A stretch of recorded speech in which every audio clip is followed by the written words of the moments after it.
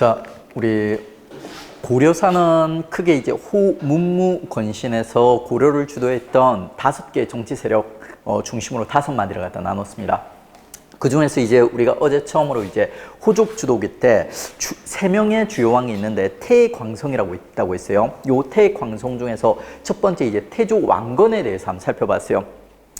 그리고 이제 왕건의 아들 둘이 그 호족들 간의 경쟁에 밀려가지고 일찍 단명했다는 얘기, 그까지 이제 해종, 정종까지 가볍게 이제 살펴봤고요. 그 다음에 이제 오늘 연결해서 호족 주독이 이제 두 번째 주인공인 이제 그 광종으로 들어가겠습니다. 광종. 호족 주독이 때 두 번째 주인공. 자, 호족 주독기 때 광종으로 연결해서 들어가도록 하겠습니다. 자, 이 광성은 태광성 중 한 명인 동시에 있죠. 요 태광성 중 가장 호족 주독이 분위기를 갖다 잘 보여준 왕이에요. 호족 주독기 때 분위기는 왕과 건국 세력들이 피 터지게 이제 경쟁하는 모습을 보여주거든요. 그 피바람이 부는 모습을 갖다 보여주는 일명 이제 피해 군주 광종이라는 인물이에요. 광자가 원래 빛광자인데 일부 인물들은 광자를 갖다 미칠 광자를 갖다 씁니다. 왜? 말년에 신하들을 갖다 엄청 많이 죽이게 되거든요. 이제 광종이란 인물에 대해서 이제 우리가 한번 살펴보도록 하겠습니다. 호족 주독기 때 분위기를 가장 잘 보여주는 광종 직전에 이제 정종이라는 광종의 진짜 형이에요. 진짜 형. 이복 형제가 아니라 친형이 왕이 됐었는데 이 정종이 호족들 등살에 못 이겨서 결국 단명해서 죽게 되는 거예요. 그래서 이제 광종은 왕이 되고 나면 초기 때는 호족들의 눈치를 갖다 엄청 보면서 호족들의 비를 갖다 맞춰주는 모습을 보여주는 거예요. 그래서 이제 최승로라는 있죠. 다음 때 인물이 나중에 광종을 표현할 때 이렇게 표현을 해요. 광종 초기 8년 동안은 다스림이 가히 3대의 견줄만 했다. 3대가 누구냐면 중국의 아주 초기의 훌륭한 왕들이거든요. 이만큼 광종이 신하들한테 비위를 잘 맞추고 잘했다는 거예요. 근데 이제 이 과정에서 광종은 있죠. 능구렁이 같은 광종은 조금씩 왕권을 갖다 강화시키는 모습들을 보여줘요. 자, 주요 공부법은 우리 심화에서 배울 건데 이것도 왕권을 강화시키는 정책이고 있죠. 초기에 광종이 잠복기 때 왕권을 강화시켰던 가장 대표적인 정책이 뭐냐면 노비안건법이라는 법이에요. 아주 중요합니다. 자, 우리 안자 여러 번 쓸 거니까 일단은 노비안건법 별표를 해놓고 여기 안자를 갖다 동그라미 해주세요. 안이 장부 안자를 얘기하는 거예요. 명단이 적혀있는 장부. 노비안건법은 노비의 장부를 갖다 검사하는 법입니다. 노비의 장부를 검사해서 왜 검사하냐? 불법적으로 노비가 된 사람들을 풀어주는 제도. 우리 왕과 귀족들 간의 경쟁관계 알려드렸죠. 왕은 노비를 좋아한다, 양인을 좋아한다. 양인을 좋아한다. 그리고 귀족들은 노비를 좋아한다고 했죠. 그 관계를 갖다 보여주는 그 관계를 갖다 잘 반영하는 법이 바로 노비안건법이에요. 왕들은 어떻게든 노비들을 갖다 양인으로 만들어가지고 세금을 걷고 싶어요. 그리고 귀족들은 어떻게든 양인들을 갖다 수탈해가지고 노비로 만들고 싶어요. 그런 상황에서 이제 왕이 있죠. 노비안을 검사해서 불법적으로 노비가 된 사람들을 다시 양인으로 되돌리는 있죠. 노비를 줄이고 양인을 늘리는 법을 갖다 시행한 거예요. 이거 왕권을 강화시키는 법이에요? 왕권을 약화시키는 법이에요? 왕권을 강화시키는 법. 앞으로 이제 요거랑 비슷한 제도가 여러 번 등장할 건데 이런 제도들이 전부 다 이제 왕권 강화 연결되어 있다. 이렇게 정리하시면 돼요.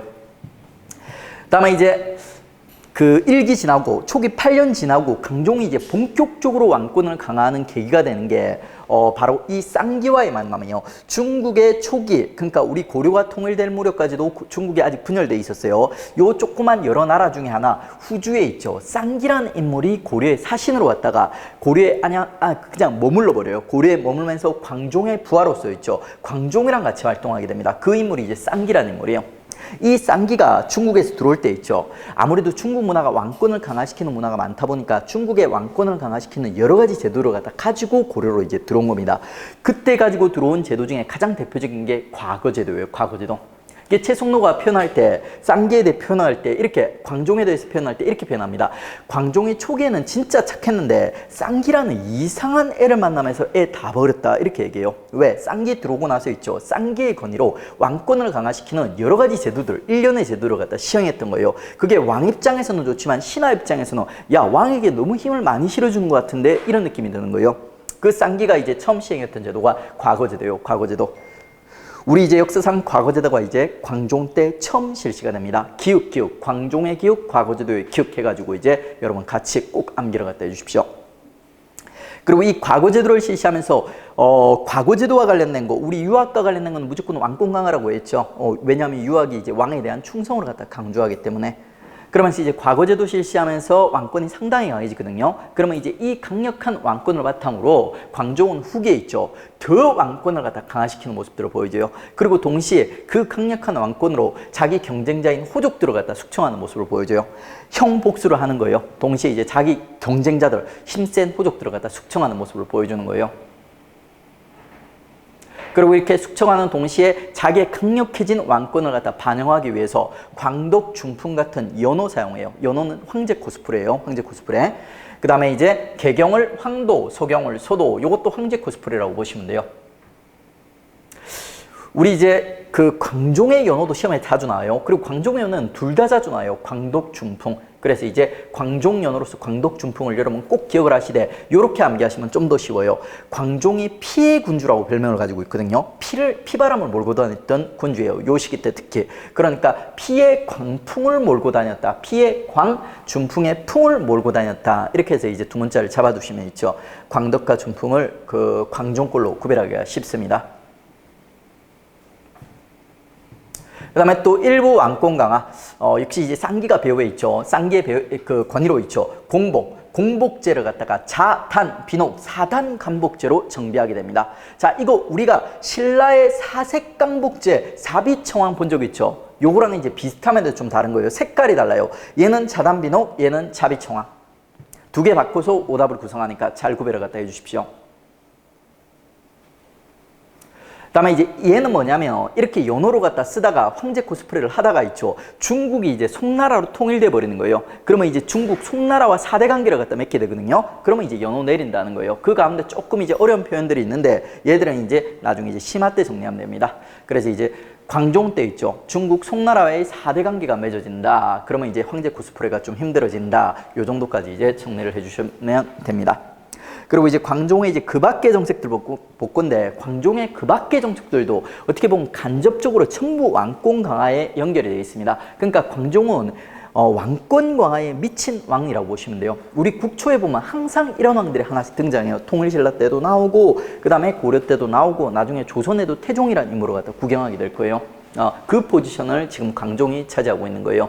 지금 제2보라는 게 있는데, 여기서는 이제 보라는 단어를 동그라미 해주세요. 고려의 보라는 단어가 이제 자주 등장할 거예요. 보라는 단어. 보는 뭐냐면 특정한 이제 자금을 모으는 거예요. 자금. 그리고 이제 그 자금에서 매년 이자가 나오겠죠. 그 이자로 있죠. 특정한 목적을 수행하는 기구. 그게 이제 보라는 기구예요. 보라는 기구. 그 중에서 이제 제위보라는 기구를 광종이 설치하게 되는데, 제위보는 뭐 하는 기구냐면 거기서 나오는 그 돈에서 나오는 이자로 있지 않습니까? 빈민을 구제하는 기구. 빈민 구제하면 왕권 강해집니까? 약해집니까? 빈민 구제하면? 강해져요. 간접적으로. 왜냐면 아니 가난한 백성들을 갖다 왕이 구제해주지 않으면 얘들이 귀족들한테 몸을 팔아서 노비가 돼버리거든요. 그러면 귀족들의 힘이 세지는 거예요. 왕권이 약해지고. 근데 이제 제2보를 통해서 그 백성들을 갖다 지켜주면 상대적으로 이제 왕권이 강해지는 거예요. 다음에 이제 불교 정비. 자, 진흥왕도 이 비슷한 정책을 펼쳤어요. 진흥왕도 이제 국가적으로 유명한 승려들을 갖다가 국가적이란다. 신라의 유명한 승려들을 국가적으로 관리해가지고 왕권을 갖다 강화하려고 이렇게 한 정책을 갖다 펼친 적이 있습니다. 그거랑 비슷하게 이제 광종도 있죠. 불교계를 갖다 정비해서 광종이 과거제 실시했다고 했죠. 이 과거제에 승과제를 실시해서 국가에서 제일 수준 높은 승려들을 국가적 차원에서 이제 관리하기 시작하는 거예요. 그래서 이제 얘들 보고 국사, 왕사, 자 이런 이름도 주는 거예요. 신라에서 진흥왕은 있죠. 국통, 추통 이렇게 불렀어요. 신라는 통짜계열, 그리고 고려는 사짜계열. 요 두 개 구별해 주셔야 됩니다. 구별하는 쉬운 방법이 뭐다? 우리 대갈통 기억나시죠? 짜장의 별명을 기억하시면 야 신라는 통짜계열, 그리고 고려는 다른 계열을 쓰게 된다. 자연스럽게 암기를 하게 됩니다. 그리고 뭐 요 당시 이제 광종과 같이 활동했던 가장 유명한 승려가 균열한 승려가 있는데, 요런 애는 이제 나중에 심화라든지 강론에서 이제 우리 배우셔도 상관이 없습니다. 자, 다음에 이제 광종 때 이렇게 그 왕과 신하들, 건국 세력과의 경쟁에서 광종이 이제 압도하는 시기가 있었는데, 이게 쭉가지를 못해요. 그러니까 광종 죽고 나면 귀족들의 이제 또 반격, 건국 세력들의 반격이 시작되는 거예요. 호족들이 광종 때는 광종이 너무 무서워서 납작 엎드려 있다가 광종 죽고 나니까 다시 목소리를 갖다 내기 시작하는 거예요. 그래서 이제 광종 아들 때는 대개 광종 아들이 힘들어요. 그러니까 경종이라는 광종 아들이 있는데 얘는 업적이 별로 없어요. 두 개 시험에 나올 법한, 요거는 이미 시험에 나왔던 거고 요거는 시험에 나올 수 있는 가능성이 있는 문구인데 두 개 업적이 있는데 이 두 개 업적이 전부 다 있지 않습니까? 호족들의 눈치를 보는 제도예요. 눈치를 보는 제도. 시정전시가만 가볍게 설명할게요. 시정전시가는 경제사에서 아주 중요한 제도거든요. 첫 번째로 있죠. 처음으로 시작했다. 전시가 관리들이 이제 월급을 주는 제도로 갖다 이제 시작을 한 거예요. 근데 이 월급을 줄 때 있죠. 관리들에게 원래는 관품이 있죠. 관등을 고려해 가지고 월급을 주는 게 이게 원래 상식이에요. 근데 관품뿐만이 아니라 인품까지 같이 고려해서 월급을 주는 모습을 보여줘요. 왜 그러냐면 있죠. 경종이 호족들한테 아부로 하는 거예요. 형님들한테 이렇게 얘기하는 거예요. 형님들은 인품이 훌륭하시니까 제가 월급을 좀 더 챙겨드리겠습니다. 그러니까 저 좀 괴롭히지 마세요 하면서 이제 이런 특이한 형식의 있죠. 월급체제 시정전시가를 갖다 시작을 하는 거예요. 경종이 이런 식으로 시정전시가를 지급했다는 얘기는 있죠. 경종이 별로 힘이 없고 호족들이 당대의 힘이 되게 셌다는 거예요. 그래서 이제 경종이 호족들 등살에 들들들 복지고 있었다는 거죠. 힘이 없었던 경종. 그래서 이제 태광성에 끼지를 못하는 거예요. 관련된 문제 한번 풀어보겠습니다. 밑줄친 왕의 업적으로 옳지 않은 것은 왕이 명령하여 노비를 안검하여 시비를 살펴 분별하게 하였다. 이 때문에 윗사람이 능멸하고 뭐 쭉쭉쭉 사람들이 말렸다. 이런 얘기가 나옵니다. 그러면 이 왕은 누가 되는 거예요? 노비 안검법이란 거 아시겠죠? 그러니까 뭐 조금 이제 분리해서 풀어서 써놨다고 이제 구별을 못한다 이러시면 이제 응용력이 조금 부족하신 건데 그런 분들은 사료라든지 문제를 많이 푸셔야 돼요. 자, 노비 안검법이니까 얘는 일단은 광종이 되는 거예요. 그럼 광종의 업적으로 옳지 않은 것은 자단 비록의 관리 공복을 제정하였다. 맞아요, 틀려요? 오답으로 나오면 자비청왕이 나와요. 그 다음에 제위보를 설치하여 빈민을 구제하였다. 어떻습니까? 정확합니다. 그 다음에 쌍기의 건의로 과거제를 실시하였다. 어때요? 역시 맞는 표현. 기인제도를 설치하여 지방 세력을 견제하고자 했다. 이건 누구에 대한 설명이에요? 사기. 왕건의 사기였죠. 그래, 틀리는 거예요. 태광성을 비교하는 이런 형태의 문제들이 많이 출제되고 있습니다. 기본적으로 태광성 중 한 명이 나오지 않습니까? 그러면 이제 나머지 오답선지는 나머지 2명에서 나오는 경우가 대부분이에요. 물론 후기의 왕도 나오는 경우가 있지만 일반적으로는 3명을 경쟁시켜야 됩니다. 자, 다음에 이제 경종 살짝 거쳐갖고 있죠. 그 다음에 이제 태광성의 이제 막내 성종 이제 살펴보도록 하겠습니다. 자, 경종 이후에 성종이 왕이 되는데 있죠. 경종 아들이 왕이 되지도 못해요. 경쟁 힘이 너무 없어가지고 죽고 이제 결국 이제 친척인 성종을 갖다 왕으로 만들어주게 되는데 이 성종이 왕이 된 다음에 성종이 이제 고민을 갖다 하게 되는 거예요. 야, 선대왕들 보니까 나름대로 광종이나 태조 때처럼 좀 잘 나갔던 왕들도 있지만 나머지 왕들을 보니까 호족들한테 엄청 괴롭힘을 갖다 당하더라는 거예요. 그래서 일찍 죽더라는 거예요. 그래서 자기도 걱정이 되는 거예요. 그래서 성종이 있지 않습니까? 집권하고 나면 처음 집권하자 말자 왕에 딱 즉위하자 말자 신하들한테 숙제를 냅니다. 야, 우리 고려가 뭔가 지금 상황이 좀 안 좋다는 거예요. 불안하다는 거예요. 자, 이 불안한 이제 고려의 상황을 갖다 우리가 제대로 바로잡기 위해서 너네 이제 숙제를 갖다 해보라고 했어요. 어떤 숙제를 했냐면 선대 5명의 왕들 있죠. 5명의 왕들을 갖다 너네 한번 평가해보라는 거예요. 그리고 동시에 지금 우리 고려의 문제를 갖다 너네가 진단을 하고 이 문제를 갖다 해결하기 위한 건의안들을 갖다 너네 한번 제출해봐라 하면 숙제를 갖다 냈던 거예요. 그리고 이제 그 숙제를 갖다가 다 여러 명이 냈겠죠. 그 숙제 중에 이제 채택된 최고의 답안이 바로 최숙로, 육두품, 신라의 육두품 유학자 출신의 최숙로가 쓴 시무 28조가 되는 거예요. 시무라는 게 신하가 왕에게 건의한 내용이거든요. 건의를 갖다 했던 거예요. 주로 이제 어떤 방향을 갖다 건의를 했냐면, 우리 선대 보니까 지금 왕과 건국 세력들이 끊임없이 경쟁하면서 다투면서 피를 갖다 너무 많이 봤다는 거예요. 이 문제를 갖다 해결하려면 어떻게 하면 되냐?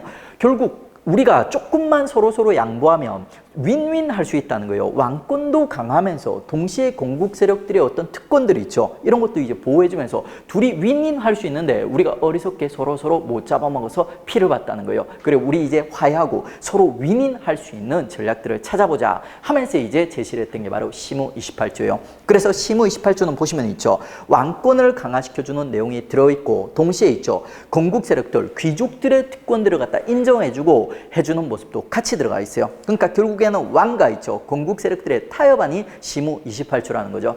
근데 이 중에서 있죠. 시험에 잘 나오고 중요한 거는 왕권을 강화시켜주는 측면의 내용들이 중요할까요? 아니면 귀족들의 특권을 갖다 인정해주는 측면의 내용들이 중요할까요? 왕권을 강화시켜주는 측면 내용들이 압도적으로 시험에 자주 나와요. 왜 그러냐면 이게 이제 역사의 발전이에요. 결국 이제 조선시대 때까지는 계속 중앙집권화를 위해 향해가지고 우리 국가들이 이제 정치체를 갖다 발전시켜 나가거든요. 그렇기 때문에 이제 왕권 강화와 관련된 내용들이 주로 시험에 출제되고 있습니다. 그렇다고 해서 귀족 특권과 관련된 내용 시험에 출제 안 된다는 건 아니에요. 먼저 이제 왕권 강화와 관련된 내용들 살펴보도록 하죠. 제일 중요한 이제 유불 정치의 실현. 요거는 무슨 말이냐면 우리 고대 있죠. 삼국시대, 통일신라까지만 해도 사상계를 갖다 지배했던 사상이 뭐냐면 불교예요.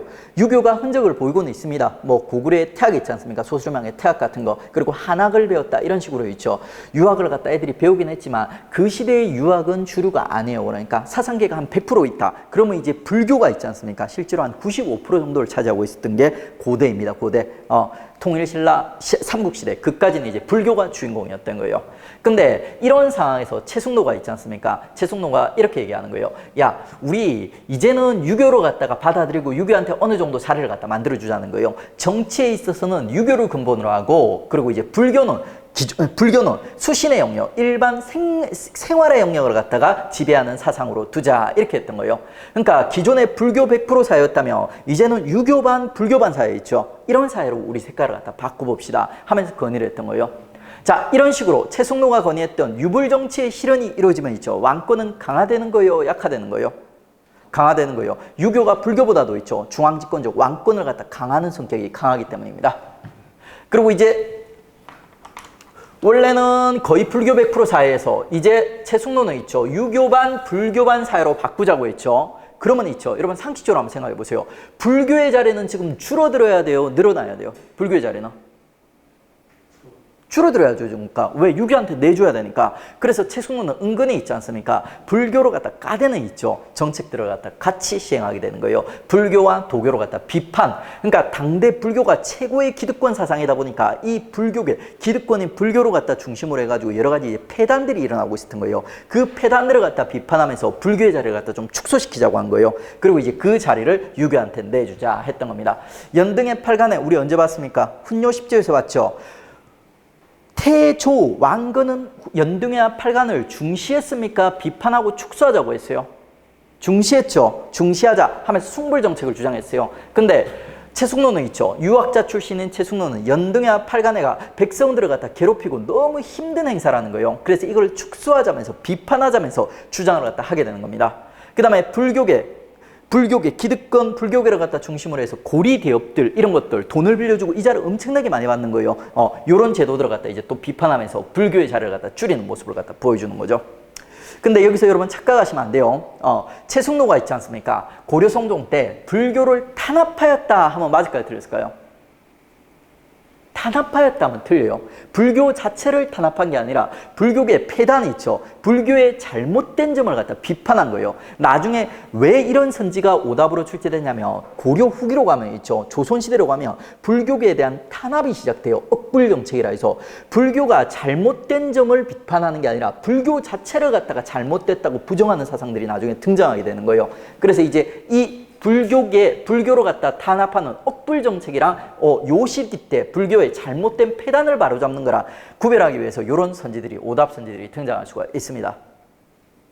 그 다음에 이제 3번 외관을 파견하소서. 자, 외자 붙으면 어디라고 했어요? 지방이라고 했죠. 외관은 지방간을 갖다 얘기하는 거예요. 아직까지 한 번도 있죠. 지방간 비슷한 애들이 지방에 파견된 적이 있는데 제대로 있지 않습니까? 지방에 상주하는 머물러서 지방을 갖다 관할하는 지방간들이 아직 파견이 안 된 거예요. 그래가지고 이제 외관을 갖다 파견하소서 하면서 최승로가 건의를 갖다 하게 되는 거죠. 자, 요 세 개가 제일 중요하고요. 그 다음에 4, 5는 있죠.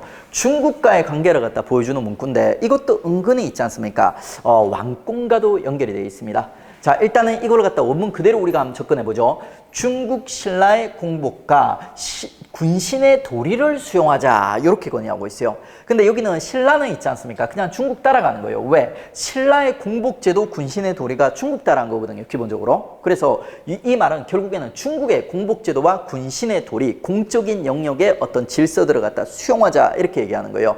하지만 보세요. 거마, 의복 등 생활양식은 중국 걸 굳이 받아들일 필요가 없습니다. 우리 거 그냥 씁시다 하면서 얘기하는 거예요. 요거 훈요 10조의 태조도 이거랑 비슷한 얘기를 갖다 했었어요. 요게 이제 중국과 관련된 내용이에요. 중국 문화를 갖다 공적인 영역에서 좀 우리가 배울 건 배우돼 있죠. 사적인 어떤 영역 거는 굳이 중국 거 따라할 필요 없다. 우리 거 쓰자 이렇게 얘기하는 거예요. 그 다음에 중국과의 무역도 거의 비슷한 태도를 취해요. 공적인 무역은 허가라 돼 있죠. 사적인 무역은 금지하자 이렇게 얘기합니다.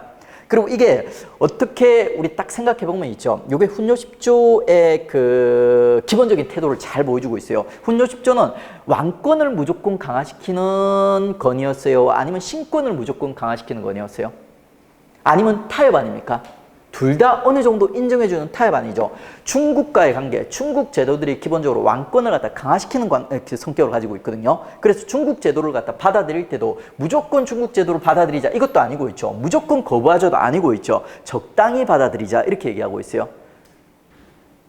왕권과 관련된 내용도 똑같아요. 그러니까 야 적당히 왕권을 강화시켜주자, 신권도 강화시켜주고 요게 이제 훈요 10조의 기본 태도, 타협 아니라는 거죠.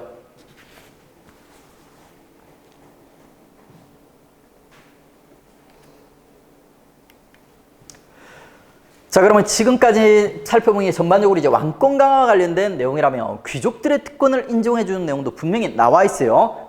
첫 번째, 신하에 대한 예의를 지키자 이렇게 얘기하고 있어요. 광종을 빗대어 얘기를 합니다. 자, 광종이 말년에 가서 신하들한테 정말 예의가 없었다는 거예요. 신하들 조금만 말 안 들으면 무조건 잡아 적쳤다는 거예요. 그러면서 이제 광종처럼 하지 말고 신하에 대한 예의를 지키자 이렇게 얘기를 합니다. 그 다음에 이제 대간제도가 뭐냐면 신하들 중에 있죠. 임금한테 간할 수 있는 직무를 맡는 관리들이 있어요. 언관이라 해가지고 있죠. 임금이 말했을 때 잘못된 얘기를 갖다 바로 잡아주고 반박하고 임금을 갖다 견제하는 언관들이 있어요. 그 언관들을 갖다 고려시대 때 대간이라 불렀어요. 대간제도를 활성화하자 이렇게 얘기를 했던 겁니다. 그 다음에 대놓고 얘기해요. 귀족 특권 인정해달라. 사망공신이나 세가의 특권들을 인정해달라 이렇게 얘기해요. 그 다음에 3번 노비한천법. 야, 우리가 배웠던 무슨 제도랑 이름이 좀 비슷하죠? 뭐랑 비슷해요? 노비안건법이랑 비슷하죠. 그거 반대제도요.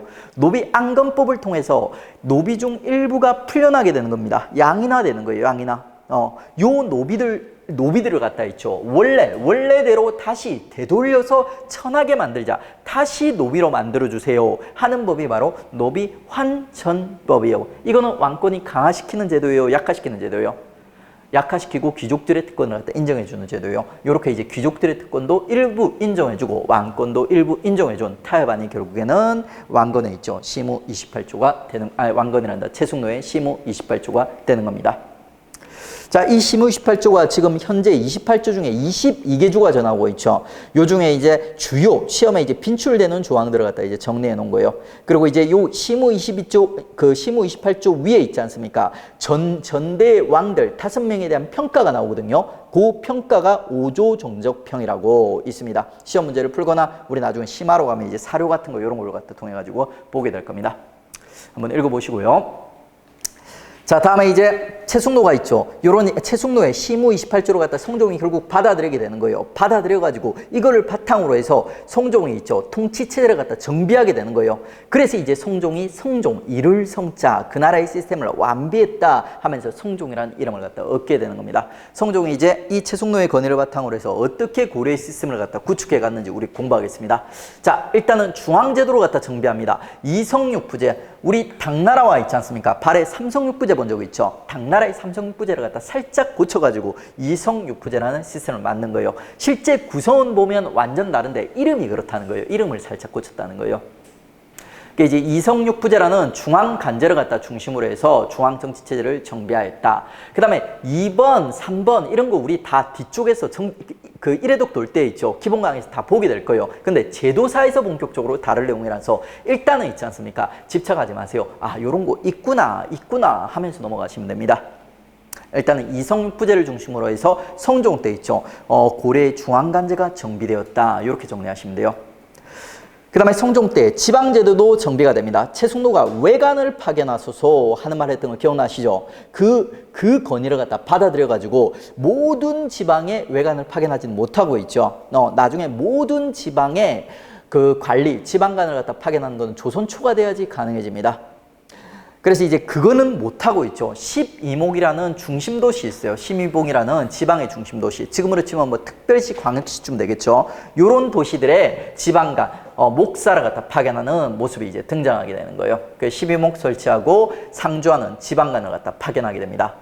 근데 요 성종이 있죠. 12목을 설치했다고 해서 고려의 지방제도를 완비한 건 아니에요. 그러니까 자, 고려의 지방제도는 두 차례, 두 단계에 걸쳐서 완비되게 됩니다. 처음에 시작은 성종이 있죠. 12목의 지방관을 파견하며 시작되고 이거를 갖다 지방제도의 완성은 도단위를 정비해야 되는 거거든요. 이 도단위 정비를 성종이 완성하지 못했던 거예요. 이거를 완성하는 왕이 누구냐면 현종이라는 왕이 있어요. 현종. 이 왕도 원래 은근 중요한 왕인데 시험에서는 그렇게 빈출되는 왕은 아니에요. 하지만 분명히 나오는 포인트가 있어요. 요 왕이 이제 고려의 지방행정 조직, 바로 도단위를 갖다 완비하게 돼요. 일명 오도 양계 시스템이라는 있죠. 지방행정 조직을 갖다 완비하는 현종. 1차는 성종이 12목을 실시하면서 시작하고 있죠. 현종이 나중에 오도 양계 시스템으로 지방행정 조직을 완비하게 된다. 이렇게 정리를 해주십시오. 그 다음에 지방의 호족들, 건국 세력들 있지 않습니까? 이 지방 세력들을 갖다가 위계 질서를 잡는 거예요. 제도화 시켜가지고 얘들에게 등급을 갖다 부여하는 겁니다. 그게 바로 이제 향리제도 정비, 향리제도 정비. 그러면서 이제 이 호족이 이제 본격적으로 이제 향리라고 이제 불리기 시작하는 거예요. 호족들이, 지방 세력들이. 그리고 이제 이 향리제도에 9등급으로 나누는데 이 9등급 중에서 최상위 향리 들어갔다가 호장, 그 다음 향리를 부호장이라 부르거든요. 그 밑에 애들은 이름을 몰라도 돼요. 근데 요 둘이 호장, 부호장은 얘들이 고려의 향리들이고 있죠. 그 다음에 얘들이 고려 향리 중에서 최상위 향리 들어갔다 얘기하는 거다. 요 정도 여러분이 구별할 줄 알아야 됩니다. 나중에 사이사이에서도 아주 자주 나오는 빈출되는 키워드입니다. 자, 다음에 이제 최숙로가 정치적으로는 유교를 근본으로 하소서 하면서 건의했던 거 기억나시죠? 자, 그거를 갖다 성종이 이제 받아줘가지고 유교 정치 시스템을 갖다가 정비하게 되는 거예요. 첫 번째 이제 국자감 정비. 국자감은 뭐냐면 유학을 가리키는 국립중앙교육기관이에요. 우리 신문왕 때 국학 기억나시죠? 그거랑 거의 같은 이 있죠. 국학의 고려 버전이라고 보시면 돼요. 국자감. 그리고 과거제를 선대 광종에서 시행을 했습니다. 그러면 이제 이 과거제를 갖다 정비해가지고 제대로 정착시키는 인물이 성종이에요. 그래서 과거제는 있죠. 광종과 관련해서 출제되기도 하고 성종과 관련해서 출제되기도 합니다. 뭐 처음 실시했다. 그러면 이제 광종이에요. 그러니까. 근데 과거제를 정비해서 뭐 이렇게 뭐 활성화시켰다. 과거 출신자를 적극 등용하였다. 뭐 이런 표현이 나오면 성종이랑도 연결될 수 있습니다. 그래서 이제 요 과거제는 광종, 성종이랑 둘 다 연결될 수 있다는 거 염두에 두시고요. 그리고 과거제를 중심으로 해서 엘리트 문신들을 등용해가지고 있죠. 얘들을 갖다가 근무시키는 문안부서. 문안부서는 어느 시대든 나오는데 그 시대에 가장 엘리트 문신들 있지 않습니까? 이런 사람들이 이제 근무하는 이제 부서라고 보시면 돼요. 그게 성종 때 이제 비서성, 수서원, 요런 이제 대표적인 문안기구들이 이제 정비가 돼요. 뭐 하는 기구냐면 유교와 관련된 막 행사 같은 거 있으면 유교 뭐 그 경문들, 축하문들이라든지 뭐 경문들 쓰죠. 그러니까 그 경문들을 갖다 작성하고 있죠. 작성하고 또 보관하는, 쓰는 기구 겸 보관하는 도서관 역할을 갖다 같이 했던 최고 엘리트 문신들이 근무했던 문안부서. 그게 이제 비서성, 수서원이 있습니다. 원래 비서성이 본체요. 비서성의 본체, 개경에 있는 본체. 그 다음에 고려에 분사제도라는 게 있었다고 했죠. 복사제도. 복사제도를 통해서 서경에다 비서성을 갖다 복사해 놓은 게 수서원이에요. 자, 이거 암기하는 팁은 있죠. 두 개 비교해서 암기하는 팁은 이렇게 암기하세요. 자, 비서가, 왕의 비서, 똘똘한 비서가 쓰면 있죠. 서경에서 따라 쓰다, 따를 숫자, 쓸 서자에서 따라 쓰다, 비서가 쓰면 따라 쓰다 해서 비서, 수서 이렇게 기억을 해주시면 돼요. 비서 성을 원으로 바꾸진 않거든요. 성이랑 원은 별로 안 중요해요. 앞서 비서와 수서를 구별하는 게 중요해요. 이거 절대 오답으로 비서원 해가지고 오답 안 나와요. 그러니까. 근데 비서성과 수서원의 위치를 구별하는 문제는 나오거든요. 그러니까 이제 비서가 쓰면 수서가 따라 쓴다. 서경에서 이렇게 구별해 주시면 돼요. 그 다음에 뭐 지방도 있지 않습니까? 유교 배워야 되겠죠, 애들. 그래, 지방에도 이제 향학이라는 교육기관에 선생님들 파견하였다. 이렇게 이제 가볍게 봐주시고요. 자, 그 다음에 이제 그 밖에 성종과 관련된 주요 정책들 살펴볼 건데, 대외 정책 있죠. 요건 지금 볼 필요 없어요. 우리 곧 문벌귀족기 끝나고 나면 있죠. 문벌귀족기 시기에 대외 관계를 갖다 정리할 거예요. 그때 이제 보시면 됩니다. 그 다음에 이제 사회 경제 정책, 요런 것들은 사회사, 경제사에서 다루는 건데, 중요한 내용들이 성종 때 몇 개 등장하니까 미리 이제 우리가 연결고리, 단순 암기라도 연결고리를 만들어 놓도록 하겠습니다. 자, 의창. 의창은 여러분 흑창 기억나시죠? 흑창의 업그레이드 버전이라고 보시면 돼요. 성종 때 흑창을 좀 확대시켜가지고 의창이라는 이름을 갖다 부여합니다. 그 다음에 상평창이라고 해가지고 항상 평평하게 하다, 항상 평평하게, 물가를 항상 평평하게 유지하는 물가 조절기고요. 요게 또 성종 때 실시가 됩니다. 그리고 권원중부도 어차피 우리 나중에 애워야 돼요. 초기 단계부터 암기를 해야 됩니다. 권원중부는 우리 역사상 최초의 화폐예요. 최초의 화폐. 경제사에서 더 자세히 다룹니다. 일단은 권원중부를 성종 때, 우리 역사의 최초의 화폐인 권원중부가 성종 때 만들어졌다. 이렇게 단순 암기를 해 놓으십시오. 관련된 문제 풀어보겠습니다. 채송로의 시무 28조와 관련된 설명으로 가장 옳지 않은 것은 12목을 설치하고 목사를 파견하고자 하였다. 맞아요, 틀려요? 맞죠? 목사가 이제 12목의 관리를 갖다 얘기하는 거예요. 지방관을 파견하였다, 외관을 파견하였다, 이런 식으로 표시가 됩니다. 그 다음에 노비안 검사, 불법으로 노비된 자를 양인할 것 주장하였다. 이건 누굽니까? 이건 누구예요? 광종이죠. 그래서 성종께 아니에요. 그 다음에 과거제 정비, 과거 출신자를 적극적으로 등용하였다. 이거는 성종에 대한 설명 맞아요, 틀려요? 맞죠? 과거제는 광종이랑도 연결될 수 있지만 성종이랑도 연결될 수 있다고 했습니다. 그 다음에 연등의 팔간회 등 불교 행사를 감축해야 한다고 주장하였다. 어떻습니까? 요거 훈요 10조에 나와 있는 문구랑 여러분 잘 조심하셔야 돼요. 훈요 10조는 연등의 팔간회를 중시하라 했거든요. 근데 채송로의 시무 28조는 연등의 팔간회를 갖다 축소하자 이렇게 주장을 하게 돼요. 그래서 실제로 이제 현종 때 잠시 중단되기도 합니다. 성종 때 잠시 이제 폐지되기도 합니다. 자, 이렇게 해서 이제 우리 이제 호족 주독이 있지 않습니까? 태광성에 대해서 드디어 정리했습니다. 호족 주독이는 이렇게 생겼어요. 세 명의 왕, 순차적으로 이제 등장하는 거죠. 세 명의 왕, 태광성이 등장하고 있죠. 이 셋을 갖다 이제 구별할 줄 알면 여러분 호족 주독이 되어 있죠. 고래 시스템이 이제 어떻게 맞짜져 가는지 그걸 갖다 이제 제대로 배우신 거예요. 그리고 이제 이 호족 주독이 마지막 때 등장했던 성종 있죠. 성종 때 채승로의 시무 28조를 통해 가지고 결국 왕과 신하들 간의 대타협이 이루어지고 있죠. 그 타협을 바탕으로 해 가지고 지방 세력들이 있죠. 지방 세력들 중에서 힘센 애들이 중앙으로 이제 모이는 거예요. 중앙 귀족화되는 거예요. 그래서 이제 이 중앙 귀족화된 세력들이 이제 문벌 귀족화되고 얘들이 고려 사회를 갖다 200년간 이끌어가게 되는 거예요. 가장 고려다운 시기, 문벌 귀족 시기가 이제 열리게 되는 겁니다. 이 문벌 귀족 시기, 문벌 귀족 시기와 관련된 내용들을 이제 정리해 보겠습니다. 문벌 귀족 사회는 우리가 이제 호족 주독이는 이렇게 생겼다고 했죠. 이렇게. 자, 3단계로 태광성 비교하면 된다. 문벌 귀족 사회는 어떻게 생기냐? 문벌 귀족 사회는 이렇게 생겼습니다. 자, 윗부분이 뭐냐면 있죠. 국내 상황이에요. 국내 상황. 자, 문벌귀족기 전반기 때는 문벌귀족 사회가 성립되면서 이 문벌귀족 사회가 어떤 내용, 어떤 형태로 성립되는지 우리가 그걸 갖다 보시면 돼요. 문벌귀족과 관련된 여러 가지 이제 사회 경제적 기반들 있죠. 제도들을 갖다 확인하시면 돼요. 그걸 보면서 야, 문벌귀족 사회는 이런 사회였구나 하면서 이제 이미지를 잡아주시면 돼요. 그 다음에 이제 이 문벌귀족 사회가 문벌귀족 사회 후반기로 가면 뭔가 변질되고 쇠퇴되게 돼요. 보수화되고 사대화되는 모습을 갖다 보여줍니다. 그러니까 그래가지고 이제 초기에 형성된 문벌귀족 사회가 어떤 식으로 변질돼가고 색깔을 바꾸어가나 그 내용을 갖다 우리 이제 문벌귀족 사회 후기에 있죠. 문벌귀족 사회 변질이라는 주제로 이제 배우게 될 거예요. 요게 이제 국내 상황, 국내 상황. 그 다음에 이제 이런 변화가 일어나는 과정에서 있죠. 과정에서 대외 관계도 되게 복잡하게 돌아가요. 문벌귀족기 전반에 우리가 좀 건전하던 시기에는 거란이란 나라가, 거란이 세운 나라가 세 차례 침공을 하게 돼요. 거란과 관련된 1, 2, 3차 침입. 그 다음에 우리가 좀 변질돼 가던 사대화되고 보수화돼 가던 요 시기 있지 않습니까? 요 시기 때는 이제 거란족이 아니라 여진족과 관련된 사건이 또 3개가 등장하게 돼요. 여진 1, 2, 3 해가지고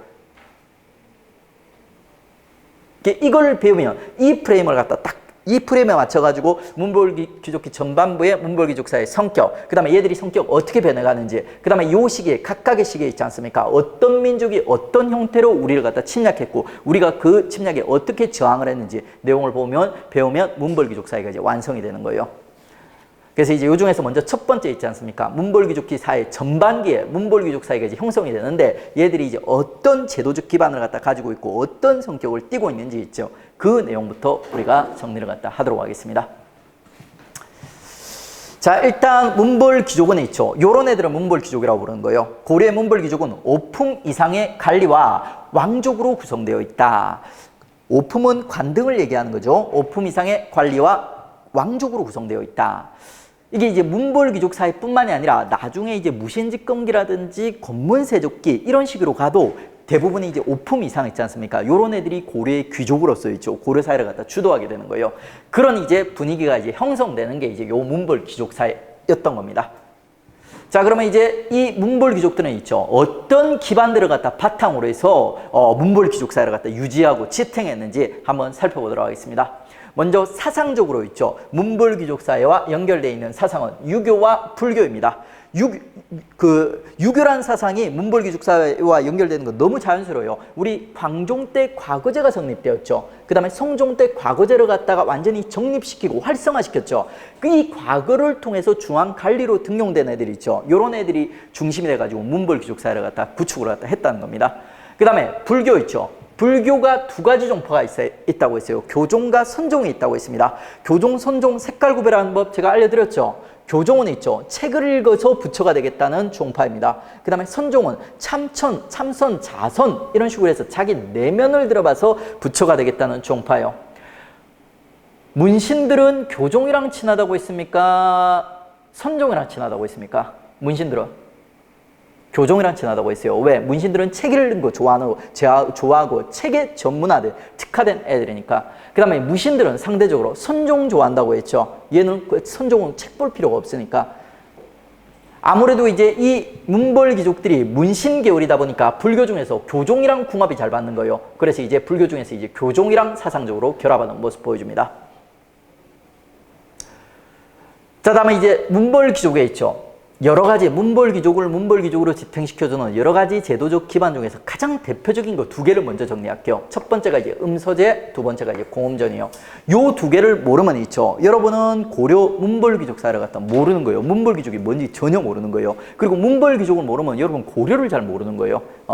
요 두 개는 일단 꼭 알고 넘어가셔야 됩니다.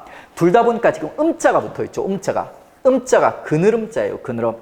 여러분 조상의 음덕 하는 얘기 들어본 적 있죠? 조상의 음덕을 입어 하는 얘기, 바로 이 음자가 있지 않습니까? 그늘음자에서 조상의 음덕을 얘기하는 거예요. 조상 덕분에 후손들이 뭔가 특혜를 갖다 부여받게 되는 거예요.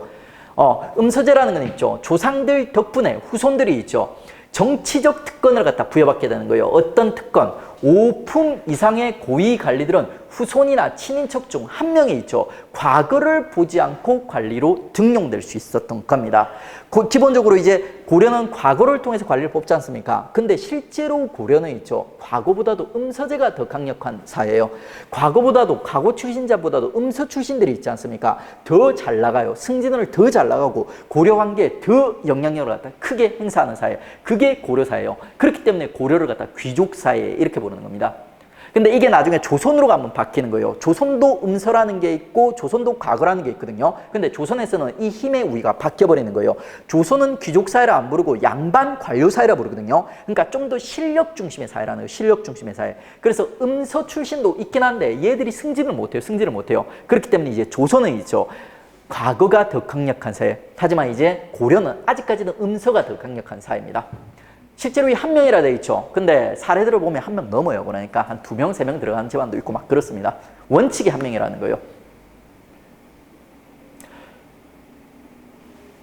다음에 뭐 제추에는 우리 제도사에 정확하게 배우게 되는데, 자, 문벌귀족 중에서도 아주 최상위 문벌귀족들 있죠. 2품 이상의 귀족들이 모여가지고 우리 삼국시대 때 통일신라 때 귀족회의 보셨죠? 귀족회의랑 똑같은 거라고 보면 돼요. 최상위 귀족들이 모여가지고 국가의 중대사를 갖다 이제 결정을 하는 거예요. 그게 이제 제추회, 이런 회의가 우리 나중에 제도사 가면 다시 정확하게 구체적으로 제추회 안에 어떤 회의들이 포함되어 있냐 이런 것까지 다 배우게 됩니다.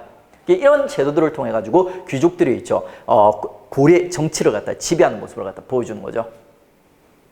그다음에 이제 경제적 기반, 공음전. 공음전은 있죠. 역시 5품 이상의 관리에게 경제적 특권을 갖다 주는 거예요. 어떤 특권? 세습 가능한 토지를 주는 거예요. 관리한테 기본적으로 전시과라고 해서 월급 땅을 나눠주거든요. 근데 그 땅들은 관리가 죽거나 혹은 있죠. 은퇴를 하면 국가에 반납을 해야 돼요. 원칙은 돌려줘야 돼요. 근데 요 공음전이라는 특권적인 땅은 있죠. 5품 이상의 귀족들에게 주어지고 얘는 국가에게 반납할 필요가 없어요. 세습할 수 있는 있죠. 아주 강력한 귀족들의 경제적 기반이 되는 땅을 나눠줬던 거예요. 그게 공음전입니다. 요 공음전과 음서제가 있죠. 고려시대 때 문벌귀족을 갖다 지탱시켜주던 가장 중요한 두 개 제도적 특권이었던 거죠. 자, 이거 말고 있죠. 또 뭐 문벌귀족들과 관련된 이제 제도적 기반 보시면 지금 사회적 기반의 폐쇄적 통권. 이건 그냥 우리 상식적으로도 이해할 수 있어요. 그러니까 얘들이 특권 계층이죠. 그러다 보니까 이 특권을 갖다 유지하기 위해서 지네들끼리만 이 특권을 누리기 위해서 지네들끼리 결혼을 하는 거예요. 지네들끼리 딸을 주고받고 아들을 주고받고 이러면서 결혼을 하는 거예요. 그게 폐쇄적 통권. 그리고 특히 이제 요 결혼 관계에서 귀족들이 가장 선호했던 결혼의 대상이 누구냐면 왕가 사람들이에요. 아무래도 자기보다 급이 높은 가문이랑 결혼하고 싶겠죠. 왕실이 최고의 클래스지 않습니까? 왕가 사람들이랑 결혼을 추구하였다. 그리고 이제 왕가 사람들도 적어도 지네보다는 낮은 집안보다는 높은 집안이랑 결혼하고 싶겠죠. 왕가에서 근친혼 같은 것도 유행하게 됩니다. 그게 이제 폐쇄적 통혼권이에요. 끼리끼리 결혼하는 거. 지금도 비슷해요. 우리 뭐 연예인이라든지 재벌들 보면 지네들끼리 결혼하거든요. 그거랑 이제 비슷한 거라 보시면 돼요. 자, 다음에 이제 학문적으로 얘들이 또 지네의 어떤 특권을 갖다 유지시켜주는 있죠. 제도들을 갖다 발전을 갖다 시키게 돼요. 그게 바로 사학입니다. 사학은 무슨 뜻이냐면 사립학교를 얘기하는 거예요. 원래는 국자감이라는 국가에서 만든 국립교육기관이 있었죠. 근데 나중에 문벌귀족이 정말 잘 나갈 때 보면 사립학교에서 있죠. 국자감보다도 더 합격생을 갖다 과거 합격생을 더 많이 뽑아내는 현상이 등장하게 되는 거예요. 그러다 보니까 이제 이제는 국자감 안 가고 있죠. 학생들이 전부 사학 가려는 거예요. 근데 이 사학은 아무나 가는 게 아니라 그 문벌 귀족들 있지 않습니까? 그 문벌 귀족들이 학교를 만들고 그 학교에다가 최고의 선생님, 출제위원들을 모시는 거예요. 출제위원들을 모셔가지고 진해 파벌들 있지 않습니까? 진해 귀족들, 진해와 인맥이 닿는 이런 사람들만 학교에 모아서 가르치는 거예요. 그게 바로 이제 고려의 사학 12도입니다. 12개 학원이 있었던 거죠. 그리고 이 12개 학원 중에 가장 잘 나갔던 학원이 최충이라는 출제위원이 만들었던 구제학당이라는 학원이에요. 출제위원이 학원을 만든 거예요. 우리도 이러면 학원 잘 되겠죠. 그러니까 공무원 출제위원이 학원을 차렸어요. 그러니까 학원에서 강의를 했던 게 그대로 시험에 나와요. 학원 잘 되겠죠. 이런 식으로 성공했던 최충이에요. 그러니까.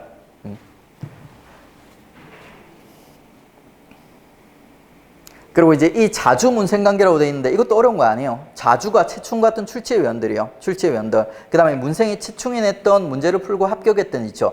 그 합격생들이요. 이 둘이 인적 네트워크를 갖다 형성하는 거예요. 클럽 같은 걸 만들어가지고. 요게 이제 문벌귀족 사회를 갖다 지탱시켜주던 하나의 이제 인적 네트워크로서 또 작동을 했다는 거죠. 이런 여러 가지 이제 학문적, 제도적, 뭐 경제적, 정치적 기반 이런 걸 갖다 바탕으로 해서 문벌귀족 사회가 지탱이 되고 유지가 되었다. 이렇게 이제 보시면 돼요. 사료 교과서에서 정리된 내용 한번 보시면 되고요. 그 다음에 문제 풀어보겠습니다. 자, 다음 괄호 안에 들어갈 고려 지배 세력에 대한 설명 중 옳지 않은 것은 고려 중기 이후 유교 정치 이념을 기반으로 집권화 정책이 추진되고 지방 세력은 점차 약화되어 분화되었다. 자, 그중 일부는 향리로 고착되고 중앙 관료한 세력은 뭐뭐가 되어 고려 중기 이후 고려 사회를 이끌었다. 그러니까 지금 여기 가로에 들어갈 세력은 어떤 세력이냐면 있죠. 고려 중기 이후에 중앙 관료화돼 가지고 고려를 갖다 이끄는 지배 세력들이에요. 누가 들어가야 될까요? 문벌귀족입니다. 그리고 이제 여기 향리가 언급되는데 이 말이 무슨 말이냐면 초기에 건국 세력들이 있지 않습니까? 이 건국 세력들이 힘센 세력들은 중앙으로 올라가지고 중앙 귀족화됐던 거예요. 문벌 귀족화되고 그 다음에 힘센 중소 귀족들은 그냥 지방에 남아요. 지방에 남아가지고 얘들이 이제 향리 있지 않습니까? 향리화 되는 겁니다. 그 분화를 갖다 분화의 모습을 갖다 여기서 이제 보여주고 있는 거죠. 가로는 이제 가로에 들어갈 주인공은 문벌 귀족이 되는 겁니다. 그러면 이제 이 문벌 귀족에 대한 설명으로 옳지 않은 것은 공음전시는 글자가 조금 변했어요. 근데 우리 아는 무슨 제도 얘기하는 겁니까? 공전 얘기하는 거 아시겠죠? 우리가 국사가 조금 어려운 것 중에 하나가 똑같은 대상을 갖다가 수천 년 동안 후손들이 막 여러 문자를 여러 조금씩 변형돼가지고 여러 단어로 표현하는 경우가 있어요. 그래가지고 공전을 갖다 고음전시라고도 표현하고 막 여러 가지 단어로 표현할 수도 있어요. 이런 이제 국사적 어휘력을 갖다 여러분 키우는 제일 좋은 방법은 딴 거 보지 마세요. 그냥 기출 보세요. 기출을 보다 보면 있죠. 하나의 대상을 갖다가 한 두세 개의 단어로 변형시켜가지고 표현하는 걸 갖다 여러분 깨닫게 됩니다. 그러니까 그런 식으로 이제 국사적 어휘력 길러가시면 돼요. 딴 거 필요 없어요. 그러니까 막 두꺼운 기본서 이런 거 필요 없어. 기본서는 얇은 게 좋아요. 그 다음 이제 추가적인 어떤 여러분 응용력이라든지 이런 여러분이 이제 그 추가적인 지식을 갖다 얻을 수 있는 내용은 나머지는 전부 기출로부터 얻으시면 돼요. 기출.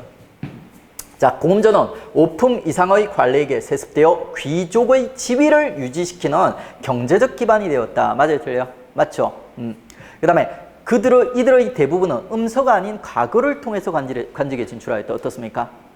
맞아요, 틀려요? 고려는 음서가 더 강력한 사회예요. 조선에는 이렇게 표현하면 맞아요, 그러니까. 근데 고려는 있지 않습니까? 음서가 과거보다도 더 강력한 사회. 그렇기 때문에 귀족사예요, 귀족사회. 정치 제도상 소수의 문벌 귀족이 재상이 되어 그들 중심으로 정치를 운영하였다. 이거는 뭐 제가 알려드린 문구는 아닌데 상식적으로 보세요. 이거 맞을 것 같아요, 틀릴 것 같아요? 맞죠? 그러니까 소수의 이제 문벌 귀족들이 재상이 되고, 재상이라고 하면 관리들 중에 최상위 관리들을 갖다 얘기하는 거예요. 우리 뭐 조선에 보면 영의정, 자의정, 우의정 이런 애들 있지 않습니까? 이품 이상 이런 애들, 요런 애들을 갖다 재상 이런 식으로 이제 부르는 거예요. 그 다음에 귀족들은 왕실이나 유력 가문과 폐쇄적 통혼권을 형사하여 자신들의 가문을 유지하였다. 어떻습니까? 폐쇄적 통혼권 얘기하는 거죠. 틀린 거는 지금 보면 요 2번 틀리고 이제 나머지는 다 맞습니다. 자, 이렇게 해서 이제 우리 문벌 귀족 사회 있죠. 네 조각 중에서 지금 뭘 확인했냐면 요 문벌 귀족기 전반부에 형성된 문벌 귀족 사회 전반적인 있지 않습니까? 성격을 갖다 확인했어요. 문벌 귀족 세력들이 어떤 색깔을 갖다가 가지고 있고 어떤 특권들을 갖다 부여받았는지. 이 내용들을 갖다 보니까 여러분 문벌 귀족 시켜주면 할만해요? 하기 싫어요? 괜찮겠죠? 그러니까 여러 가지 특권들이 보장되어 있죠. 자, 이런 특권들을 갖다 문벌 귀족들이 이제 보장을 받으면서 시간이 이제 100년 이상 지난 거예요. 그러다 보니까 얘들이 성격이 어떻게 변하냐면 점점 보수화돼 가는 거예요. 여러분 보수화란 말이 무슨 말인지 아세요? 더 이상 변하기를 갖다 바라지 않는 상태예요. 현재 내가 만족하고 있는 거예요. 충분히. 그래서 현재 상태를 갖다 유지시키고 싶어하는 세력들이 있죠. 이런 세력들을 갖다 우리 보수 세력 이렇게 부릅니다. 문벌 귀족들이 이미 여러 가지 특권들을 갖다 보장받고 있다 보니까 얘들은 고려 사회가 바뀌기를 원할까요? 그냥 이 특권이 보장되는 이 모습을 갖다 그대로 유지하고 싶어 할까요? 유지하고 싶어 하는 거예요. 그게 이제 보수화되었다. 이렇게 평가를 하는 거예요. 그리고 이제 이 보수화가 있죠. 대외적으로 외교 정책에 있어서 사대화라는 측면으로 표출이 되게 되는 거예요. 어떻게? 자, 금나라라는 북방의 새로운 신진가국이 등장하는 거예요. 여러분 여진족 많이 들어봤죠? 우리 바로 위에 사는 애들이 여진족이에요. 우리랑 붙어있는 여진족. 요 여진족 애들이 아주 강성해져 가지고 있죠. 금나라라는 나라를 갖다 건국하게 됩니다. 그러면 이 금나라가 있죠. 중국 북쪽을 갖다 장하고 거대한 나라가 된 다음에 우리한테 요구하는 거예요. 사대를 갖다 요구하는 거예요. 우리 금나라가 너네 고려보다 훨씬 더 힘이 세고 덩치도 크니까 너네 고려는 우리를 주인으로 섬겨라. 군신관계를 맺자 하면서 요구를 하는 거예요. 그게 바로 이제 금의 4대 요구입니다. 4대 요구. 근데 이 4대 요구로 갖다 있죠. 고려 애들이 아주 쉽게 받아들여 버리는 거예요. 4대화 돼가지고. 왜? 고려의 당시 변질된 문벌 귀족 사회 때 문벌 귀족들은 있죠. 어떤 자주성이나 이런 거 관심 없어요. 우리가 국내에서 부여받고 있던 여러 가지 특혜들 있지 않습니까? 그것만 계속 보장받을 수 있다면, 계속 보장받을 수 있다면 어떤 자존심이라든지 자주성 이런 거 상관없다는 거예요. 그러니까 그래서 이제 금의 4대 요구로 갖다가 보수화된 있죠. 4대화된 문벌 귀족들이 너무 쉽게 수용을 갖다 해버려요. 이 이전 시대 때 문벌귀죽기 전반기만 해도 고려가 거란의 4대 요구에 대해서 3번이나 있지 않습니까? 거부를 하면서 3번이나 큰 전쟁을 치르고 거란을 갖다 결국 꺾는 모습을 막아내는 모습을 보여주거든요. 근데 후반기에는 애들이 색깔이 갑자기 변해버리는 거예요. 왜? 문벌귀족 사회가 보수화되었고 4대화됐기 때문입니다. 자, 이런 이제 문벌 귀족들의 4대화 현상을 갖다 잘 보여주는 있죠. 첫 번째 사건이 이자겸의 난이라는 사건이요. 이 이자겸이 뭐 하는 사람냐면 있죠. 이 당대에 왕보다도 힘이 센 문벌 귀족을 대표하던 인물이었습니다. 당대의 왕이 인종이었거든요. 인종하고 이자겸의 관계를 보면 이자겸이 얼마나 강력한 영향력을 고려해서 행사했는지 알 수 있어요. 인종이 처음에 이자겸이 처음에 예종이라는 인종의 아빠한테 자기 큰딸을 시집을 보내요. 요 사이에서 인종이 태어나는 거예요. 요 사이에서 인종. 그러면 이제 이자겸하고 인종하고 사이는 외할아버지 손자가 되는 거죠. 근데 이 인종을 갖다가 이자겸은 더 확실하게 통제하기 위해서 있죠. 인종한테 자기 셋째 딸, 넷째 딸을 갖다 또 짝지어주는 거예요. 이모 둘이를 갖다가 외손자한테 시집을 갖다 보내버리는 거예요. 혈연을 통해서 인종을 갖다 꽁꽁 묶어버리는 거예요. 자, 이렇게 해가지고 이자겸은 있죠. 당대 인종, 자기 외손자 겸 사위보다도 훨씬 더 강력한 정치적 영향력을 갖다 행사하고 있었던 겁니다. 사료에 보면 이런 사료가 나와 있어요. 이자겸이 있죠. 인종을 부를 때 손가락을 까딱까딱해서 불렀다는 기록이 있어요. 그러니까 이 이자겸이 얼마나 당대에 고려해서 있죠. 잘 나갔는지를 갖다 보여주는 거예요. 왕보다도 더 위세가 등등했던 인물입니다. 그러다 보니까 이 이자겸은 있죠. 북방의 금이라는 새로운 강대국이 등장했을 때 이 금나라랑 굳이 싸우려고 안 해요. 그러니까 이자겸이 원하는 거는 있지 않습니까? 야, 고려 내에서 나는 왕보다 잘 나가는 거, 이 지위를 유지하는 거, 이게 이제 최종적인 목적이에요. 보수화된 거예요. 그러다 보니까 금나라라는 나라가 고려의 4대를 요구했을 때 있죠. 굳이 위험하게 전쟁을 안 하려고 해요. 왜? 금나라라는 나라랑 싸워서 고려가 이길 확률이 낮아요. 만약에 패배하게 되면 있죠. 지배계층은 이자겸은 물러나야 되는 거예요. 쫓겨나고 목숨도 잃을지도 몰라요. 그리고 이긴다고 해도 더 이상 바뀔 필요가 없어요. 이자겸은 북쪽으로 나갈 생각이 없거든요. 이미 보수가 돼 있어서. 그래서 이자겸은 아주 합리적이고 현명하게 있죠. 현명하게 금이 4대를 갖다 요구했을 때 저항하지 않고 예 알겠습니다 하면서 주인님 바로 불러버려요. 그러면서 금과 4대 관계가 이제 성립돼 버리는 겁니다. 이게 이제 이자겸이에요. 이자겸. 근데 이자겸이 이렇게 있지 않습니까? 금가의 4대 요구를 갖다 수용하다 보니까 고려 내부에 젊고 자주적이고 진취적인 세력들이 반발하는 거예요. 야, 우리 고려가 우리 문벌귀죽기 전반기 한 100년 전만 하더라도 거란이라는 북방의 강자들한테 굴하지 않고 자주성을 갖다 지켜냈는데 이자겸이라는 있죠. 이상한 애가 고려의 자존심을 갖다 팔아버렸다면서 젊고 진취적인 세력들이 불만을 갖다 가지게 되고 있죠. 왕한테 찾아가는 거예요. 인종한테 찾아가는 거예요. 인종한테 찾아가지고 얘기를 하는 겁니다. 야, 저 이자겸 저게 인종, 왕한테 대하는 태도도 그렇고 고려의 자존심도 팔아버렸습니다. 이자겸을 갖다 제거해버립시다 하면서 음모를 갖다 꾸미게 되는 거예요. 근데 이자겸이 이미 있죠. 인종 주변에 첩자들을 쫙 깔아놓은 거예요. 이자겸을 제거하려는 흐름을 갖다 먼저 캐치를 갖다 하게 됩니다. 그러고 나서 이제 당대 최강자였던 이자겸이 먼저 선방을 날리는 거예요. 그게 이자겸의 난이에요. 이자겸이 난을 일으켜서 있죠. 인종을 포로로 잡고 죽이고 지가 왕이 되려고 이제 시도를 갖다 했던 거예요. 그게 이자겸의 난이에요. 자, 이 이자겸의 난이라는 이 큰 반란을 갖다가 이자겸이 일으킬 수 있었던 있죠. 이유는 두 가지가 있어요. 첫 번째는 척준경이라는 인물이에요. 척준경이라는 인물. 이자겸과 같이 반란을 일으켰던 인물이고 있죠. 이자겸의 칼이라고 불리는 인물입니다. 당대 최고의 무장이에요. 당대 최고의 무장. 당대 최고의 무장이라기보다는 우리 5000년 역사상 있지 않습니까? 가장 뛰어난 개인 무력, 병력을 갖다 잘 다룬 게 아니라 개인 혼자 칼질을 갖다 잘했던 인물이에요. 절대 무력, 척준경. 이 척준경이 처음에 우리 역사서에 등장할 때 있지 않습니까? 평민으로 등장하고 원래 장수, 간부가 아니라 있죠. 일반 하나의 병사로 등장해요. 우리가 이제 여진족이랑 막 싸우는 과정에서 패배를 했어요. 패배를 하는 과정에서 막 고려군이 달아나고 있어요. 근데 달아나는 과정에서 병사 하나가 지휘관 보고 얘기를 하는 거예요. 저한테 말 한 필과 창 하나를 주시면 제가 이 전세를 갖다 바꿔보겠습니다 했습니다.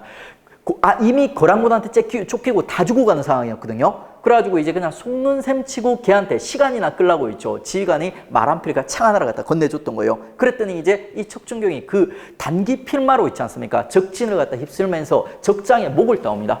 패배하고 있던 전투를 갖다 승리하는 전투로 바꾸는 거예요. 장군 하나가. 판타지 영화, 소설이 아니라 실제 역사서에 그렇게 기록이 돼 있어요. 그리고 이런 장면을 갖다 척준경이 여러 번, 한 번이 아니라 여러 번을 갖다 연출하는 거예요. 그러면서 이제 고려 최고의 이제 귀족으로 이제 자리를 갖다 잡아가는 거예요. 그리고 이제 이 뛰어난 인물을 갖다 이자겸의 사돈으로서 자기 편으로 이제 만들었던 겁니다. 이자겸은 이제 이 고려 최고의 칼 무인이 척준경이 자기 편이라면 했죠. 이 반란이 성공할 수 있다고 생각을 했던 거죠. 이자겸이 믿었던 첫 번째. 그 다음에 두 번째 이자겸이 믿었던 게 뭐냐면 18자 득국설이라는 당대에 유행했던 예언 사상이에요. 예언이요. 자, 12 한자로 이렇게 써요. 8 팔자, 그 다음에 아들 잘자, 18자가 있죠. 나라를 얻을 거라는 예언이 고려 내에서 유행하고 있었던 거예요. 자, 이 18자를 합하게 되면 있죠. 오얏 리자가 되는 거예요. 오랄 리자. 리씨가 고려로 새로운 나라를 갖다 세울 것이다 하는 내용이 이 당대부터 유행을 갖다 했던 거예요. 그래서 이제 이자겸의 생각을 해보시니까 야, 이게 아무래도 내 얘기 같은 거라는 거예요. 척준경도 내 편이고 요 두 개를 갖다 믿고 있지 않습니까? 인종이 이제 반란을 갖다 일으켰던 거죠. 거의 성공을 했습니다. 거의. 이 인종을 갖다가 인질로까지 잡았어요. 그러니까 독약만 먹여가지고 이제 보내버리기만 하면 되는 이 시점에서 있지 않습니까? 반전이 일어나게 돼요. 인종이 이자겸의 칼을 꼬셔버린 거예요. 척준경을 갖다가 어떻게 꼬셨는지 모르겠어요. 어쨌든 꼬셨어. 그래서 이제 척준경이 인종의 편을 들어주면서 결국 전세가 바뀌게 되고 있죠. 이자겸의 난이 실패하게 됩니다. 근데 이제 이 난이 일어나는 과정에서 고려는 이제 엉망이 되는 거예요. 개경의 궁궐이 불타고 있죠. 지배층이 진보적인 계층과 그리고 보수적인 기존의 문벌 귀족 계층, 얘들로 이제 확실히 이제 분열돼서 둘이 이제 경쟁하는 모습이 이제 등장하게 되는 겁니다. 그러면서 이제 이자겸 이후에 이자겸 제거되고 나서 이제 2라운드가 펼쳐지는 거예요. 2라운드. 그 2라운드가 묘총의 서경촌도 운동이라는 사건이에요.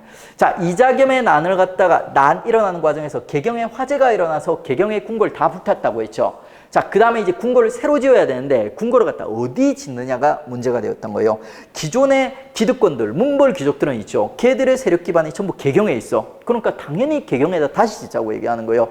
근데 신진 세력들, 자주성이 강한 신진 세력들은 있죠. 즈네가 새롭게 역사의 주인공으로 등장하기 위해서 수도를 갖다 천도하자고 얘기하는 거예요. 자, 개경에서 이렇게 궁궐에 화재가 난 거는 이거 개경에 운세가 다 됐기 때문이라는 거예요. 풍수지리적으로 운세가 다 됐다는 거예요. 그래서 새롭게 뜨는 명당 자리로 우리 천도하자 하면서 주장을 했던 거예요. 그게 어디냐면 바로 이제 서경이에요. 서경. 평양 얘기하는 거죠. 평양.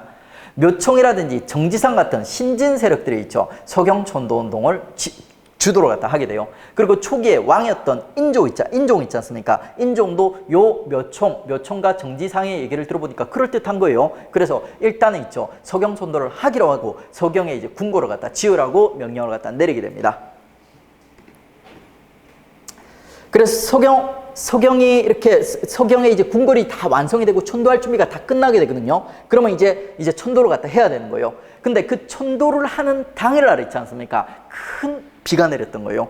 홍수처럼 많은 비가 내려가지고 그 천도하는 행렬 있죠. 행렬의 사람들, 그 인종의 시비들 있지 않습니까? 이런 사람들이 몇 명 떠내려가서 죽어버리게 됩니다.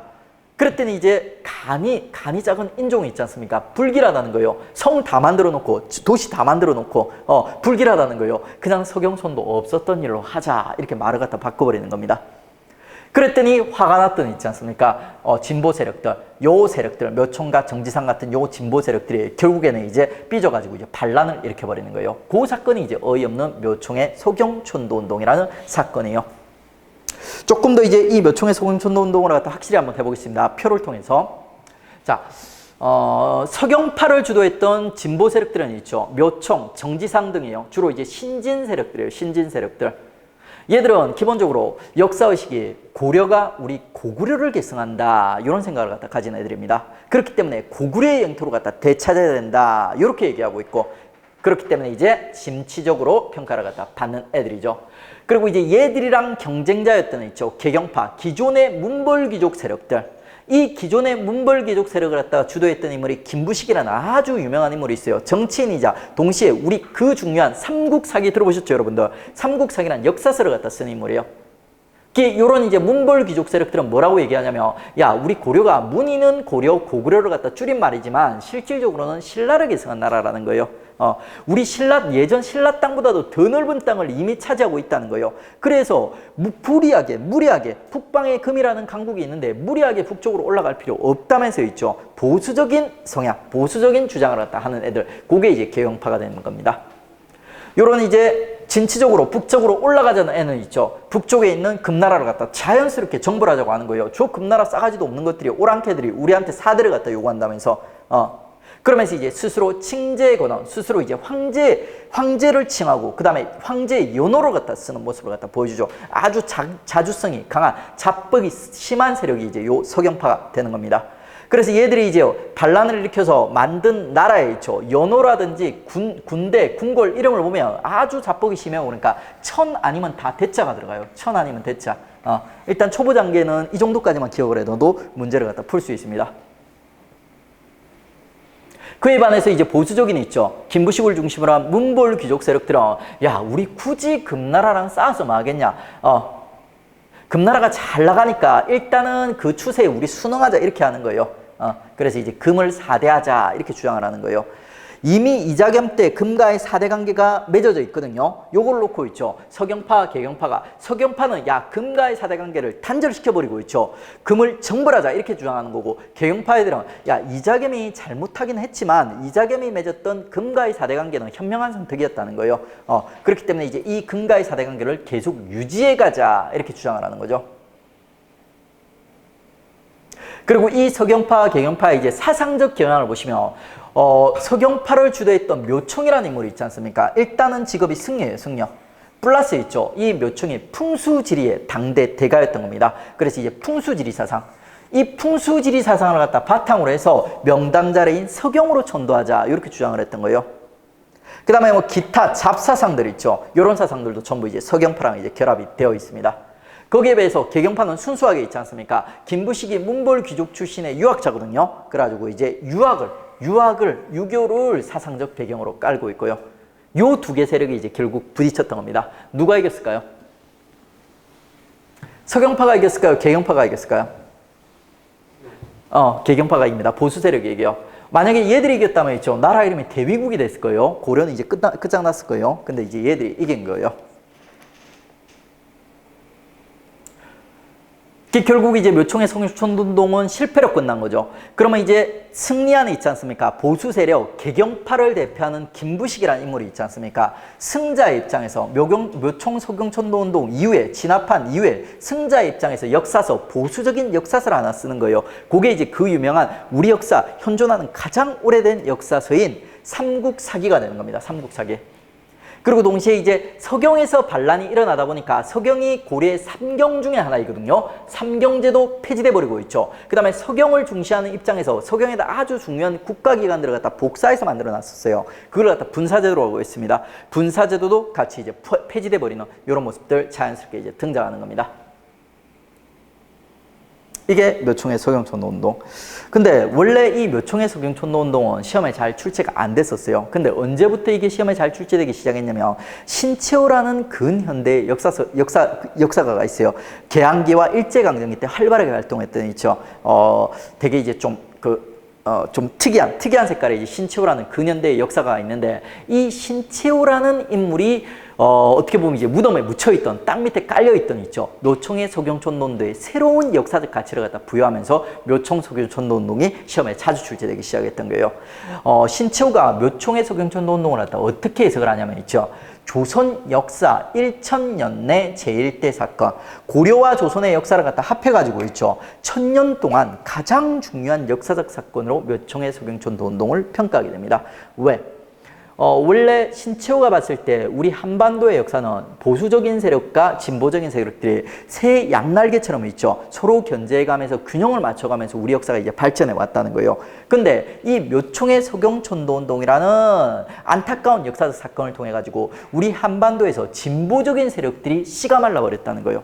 요 사건을 통해서. 그리고 보수적인 세력들이 있지 않습니까? 보수적인 세력들이 보수 일색의 역사를 갖다 이끌어왔다는 거예요. 이 사건 이후로. 그러다 보니까 이제 우리 한반도 역사가 빠르게 발전하지 못하고 정상적으로 발전하지 못하고 결국에는 일제히 강점을 받는 수모를 갖다 경험하게 되었다. 이렇게 역사를 갖다 좀 특이하게 해석했던 게 신채호라는 인물이에요. 나름대로는 일리가 있는데 완전 맞는 것도 아니에요. 어쨌든 이제 이 신채호라는 인물이 그 묘총의 석영촌노운동에 이런 역사적 의미를 갖다 부여하면서 묘총의 석영촌노운동이 아주 있죠. 아주 이제 빈출되는 중요한 역사적 사건 중 하나로 이제 평가받게 됐던 겁니다. 관련된 문제 풀어보겠습니다. 밑줄 친 그와 관련된 내용으로 옳지 않은 것은 왕이 어느 날 홀로 한참 통곡하였다. 그는 18자가 왕이 된다는 비기가 원인이 되어 왕위를 찬탈하려고 독을 떡에 넣어 왕에게 드렸던 바. 자, 지금 누구와 누구 얘기예요? 그러니까 이자겸과 인종 얘기죠. 그러니까 근데 이제 누가 살려주냐면 왕비요. 이자겸의 딸 있지 않습니까? 딸이 인종으로 갖다 살려주는 거예요. 아빠보다는 남편이 중요했나 봐요. 그리고 이제 이 사이에서 반전이 일어나는 거죠. 척준경이 이제 인종 편에 붙으면서 결국에는 뭐예요? 그러니까 이자겸의 난이 실패하게 되는 거죠. 그럼 관련된 내용으로 옳지 않은 것은 그는 이제 이자겸입니다. 1번 척준경과 함께 난을 일으켜 인종을 감금하였다. 어떻습니까? 정확한 표현이고요. 그 다음에 서경의 대화궁을 축조하였다. 이건 어떻습니까? 이자겸에 대한 설명 맞아요? 틀려? 이자겸이 아니라 이건 누구 얘기하는 거예요? 묘총 세력 있죠. 묘총 일파, 묘총이라든지 정지상 이런 인물 얘기하는 거죠. 그 다음에 금에 대한 사대를 수용하였다. 어떻습니까? 맞죠. 이자겸의 난이 일어나게 되는 이유가 이자겸이 금에 대한 사대를 갖다 수용하면서 그에 대한 반발로 이자겸을 갖다 제거하자는 사람들이 등장하면서 이자겸이 선방을 치면서 이자겸의 난이 일어나는 거예요. 그 다음에 4번은 조금 어려운 내용인데 어디 나와 있냐면 경원희 씨 이자겸과 관련된 내용에 보면 이런 내용이 나와요. 이런 것들을 이제 심화가면 우리 챙기게 됩니다. 이거 몰라도 이제 답은 끌어낼 수가 있습니다. 자, 다음에 이제 밑줄 친 기읍과 관련된 사건으로 오는 것은 기읍이 지금 어디 있냐면 궁궐이 모두 불타서 남은 것이 없으니 자, 정지상 이름이 등장하고 있죠. 그 다음에 궁궐이 모두 불타서 남은 것이 없으니 서경으로 왕의 거처를 옮기자, 서경으로 천도하자는 얘기를 갖다 하고 있어요. 그러니까 이거 이제 무슨 사건이랑 관련되어 있는 거예요? 서경천도운동. 근데 여기 지금 보니까 서경천도운동이 있어요, 없어요? 묘총의 서경천도운동. 그나마 관련된 게 뭐밖에 없어요? 이자겸의 난이요. 근데 자세히 보시면 궁궐이 모두 불타서 남는 것이 없으니 이 궁궐이 불탄 게 누구 때문이에요? 이자겸 난 때문이죠. 그러니까 이자겸의 난이 충분히 연결이 될 수가 있습니다. 정답이 이제 2번으로 가게 되는 거예요. 자, 이렇게 해가지고 이제 우리 문벌귀족사회 있지 않습니까? 자, 문벌귀족사회 이렇게 생겼습니다. 먼저는 이제 국내 전반부 얘기, 문벌귀족사의 성립, 그리고 얘들이 성격을 어떻게 가지고 있나. 그 다음에 얘들이 이제 변질됐어요, 변질. 이 변질된 모습이 두 가지 사건을 통해서 표출이 되는 거예요. 첫 번째는 이자겸의 난, 두 번째는 묘총의 서경촌도운동. 요까지 배웠어요. 그 다음에 이제 쉬었다가 요 시기 때 있지 않습니까? 대외관계들. 전반부 때 거란과 관련된 세 가지 사건, 후반부 때 여진과 관련된 세 가지 사건이 있죠. 연결해서 들어가도록 하겠습니다.